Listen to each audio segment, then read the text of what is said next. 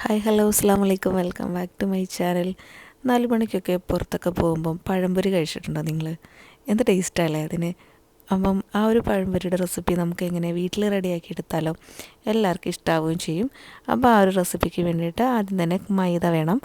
അരക്കപ്പ് മൈദ എടുക്കുക. നിങ്ങൾ പഴത്തിന് എടുക്കുമ്പം അതനുസരിച്ച് എടുക്കുക കേട്ടോ. ആദ്യം നമ്മൾ ചെയ്യുമ്പം കുറച്ചൊക്കെ ഒന്ന് അങ്ങോട്ടും ഇങ്ങോട്ടൊക്കെ ബാറ്റർ വന്നെന്ന് വരും. അപ്പം അതൊന്ന് ശ്രദ്ധിച്ചിട്ട് ചെയ്താൽ മതി കേട്ടോ. അത് നമുക്ക് കണക്കും കാര്യങ്ങളൊന്നും കറക്റ്റായിട്ട് പറയാൻ പറ്റില്ല. മൈദയും 1/2 ടീസ്പൂണ് ബേക്കിംഗ് സോഡ, ഒരു പിഞ്ച് ഉപ്പ്, പിന്നെ ഇത് ഈ എടുത്തിരിക്കുന്നതാണ് നമ്മുടെ സീക്രട്ട് ഇൻഗ്രീഡിയൻറ്റ് ദോശമാവാണ് കേട്ടോ. ഇനിയിപ്പം നമ്മുടെ അടുത്ത് ദോശമാവ് ഇല്ലയെന്നുണ്ടെങ്കിൽ നമ്മൾ പഴംപൊരിയുടെ ആ ഒരു മാവുണ്ടല്ലോ ഇതുപോലെ റെഡിയാക്കിയിട്ട് തലേദിവസം എടുത്ത് വെക്കുക. അതുകൊണ്ട് പിറ്റേന്ന് ചേർത്ത് കൊടുത്താലും മതി. എന്നിട്ട് ഫുഡ് കളറാണ് കേട്ടോ ചേർത്ത് കൊടുത്തത്, യെല്ലോ കളറ്. അപ്പം നിങ്ങൾക്ക് ഇത് വേണമെങ്കിൽ സ്കിപ്പ് ചെയ്യാം, മഞ്ഞൾ പൊടി ചേർത്ത് കൊടുത്താൽ മതി.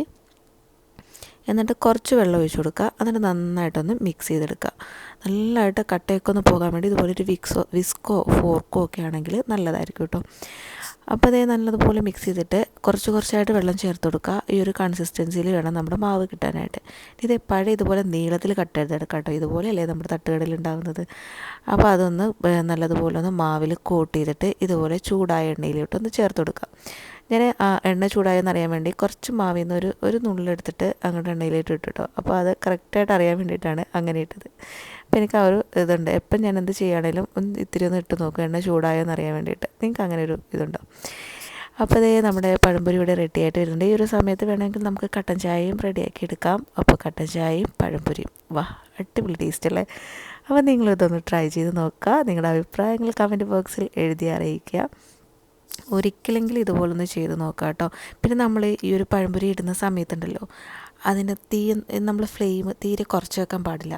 നല്ല ഹൈ ഫ്ലെയിം തന്നെ നന്നായിട്ട് കിടന്നോട്ടെ കേട്ടോ. എങ്കിലേ അത് നല്ലപോലെ ഒന്ന് എന്താ പറയുക പഴംപൊരി ഒന്ന് പൊങ്ങി വരുള്ളൂ. അതിൻ്റെ മാവൊക്കെ അല്ലേ അതൊന്ന് പൊങ്ങി വരുന്നത്.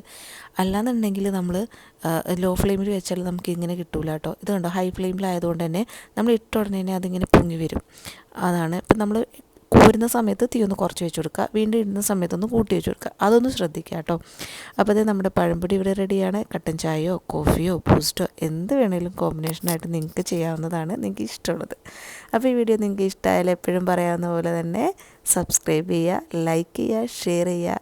മുന്നോട്ടുള്ള സപ്പോർട്ട് ഉണ്ടെങ്കിൽ മുന്നോട്ട് പോകാൻ പറ്റുള്ളൂ. അപ്പോൾ തീർച്ചയായിട്ടും ഒരു ലൈക്ക് തന്നേക്കുക. Thanks for watching. അടുത്ത വീഡിയോയിൽ കാണുന്നവരേക്കും ബൈ.